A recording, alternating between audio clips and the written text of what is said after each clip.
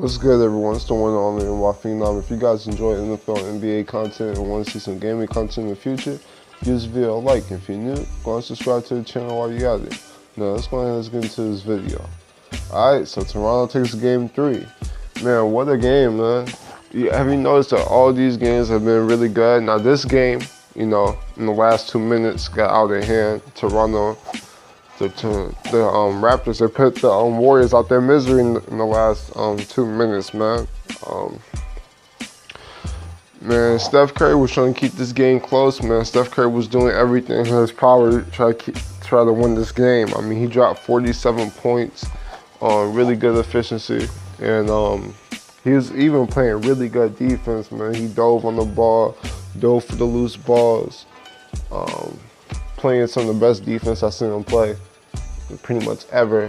And hey, the Warriors were short-handed without Klay Thompson, without Kevin Durant, and even Kevin Looney. And this is Kevin Looney was pretty big because he was playing really good defense in the first 2 games, doubling Kawhi off the pick and rolls and all. But hey, no excuses, man. You had DeMarcus Cousins, you had Draymond Green, and you gotta win these games. But it's only game 3. The Warriors are down 2-1. They got another game Friday night, game 4. That's a must-win for the Warriors. The Warriors must win that game, or I believe this year it's gonna end in 5 if they don't. So I think it's a must-win that they win game 4. And I believe Klay and Kevin Durant is gonna be back by then, especially Klay. And I even think KD is gonna be back by then. It's the NBA Finals, man. It's the NBA Finals, man. You had to let everything go. There is no next series, so you gotta leave everything on the floor for this one. And I believe Kevin Durant's gonna play this one, especially with him being a free agent this all season. You want to give it all for your team, so I believe they'll be back. Just about this game in general, though. Great game by Kyle Lowry, man. Of course, we know Kawhi Leonard's going to do his thing. In my opinion, he's a top 3 player in the NBA, maybe even the best player in the NBA. But everybody needs to give it up for Kyle Lowry, man. I know a lot of people are dogging him in game 2, but I mean, Kyle Lowry played amazing this game. And I know the media won't give his credit. I know everybody wants to dog Kyle Lowry, want to say that he's a playoff choker, and want to go with the narratives. But let's keep it a buck, man. We watched the game. We saw that Kyle Lowry balled out, a leader on both sides of the floor, playmaking, making shots, and clutch situations, by the way. And he was playing great defense. Great defense. Also, shout out to Danny Green.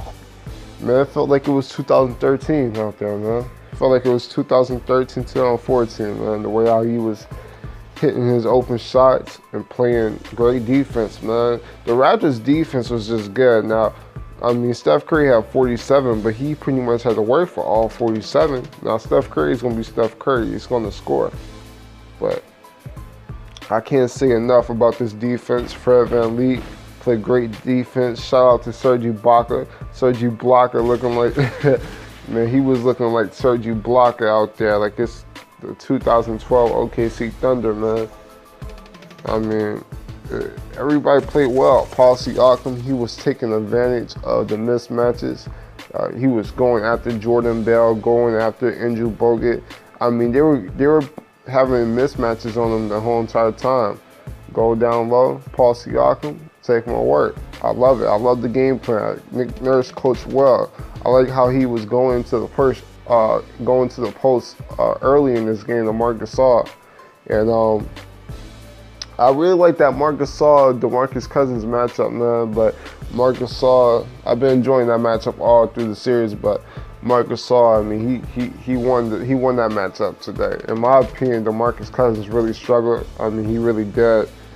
He shot 1 for 7, but if you just watch the game, he had the same impact he did in game 2.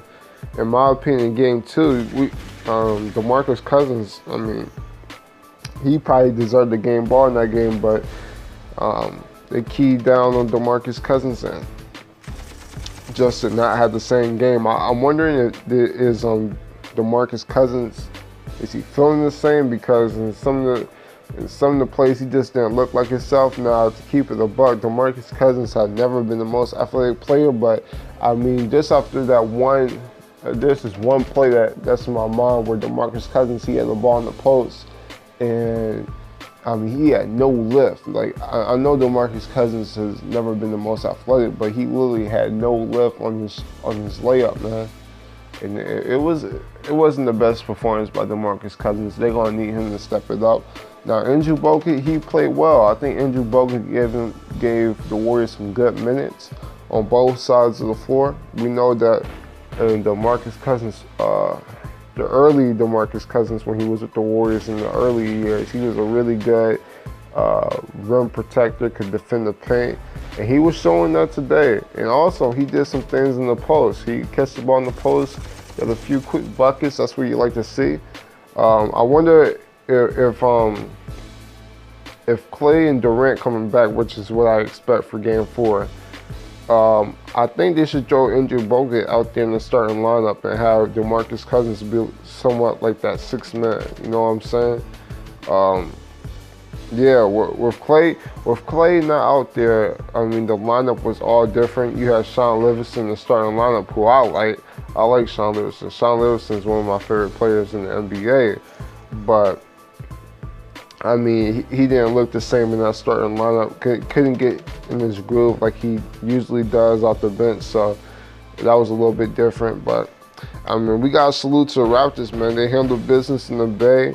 A lot of people felt like this is a must-win with all the injuries that were happening to the Warriors. But yeah, they made things. They did what they had to do, man. That's what you're supposed to do, man. Also, shout out to Kawhi, man. I know a lot of the media narratives have been saying that Kawhi can't play make for others. But I mean, if you watch the game, Kawhi, he was struggling a bit earlier in the game, but he has some really terrific passes, man. Like, there's this one play in my mind right now where Kawhi, he was on the perimeter, and he saw Marc Gasol cutting at the right time, and he gave him a beautiful dish cutting to the rim. Like, that's one of the best passes I've seen in the entire playoffs, man. So shout out to Kawhi with his playmaking skills. Very underrated playmaking skills. So shout out to him. Shout out to him being the top 3 player in the NBA. But, you know, the Raptors handled business. Yeah, Game 4 is a must-win, man. I mean, it is. And that's going to be interesting, man, because even if Klay and KD come back, what type of groove are they going to be in? Especially KD. KD hasn't played in a basketball in an NBA game since round 2 of the Western Conference.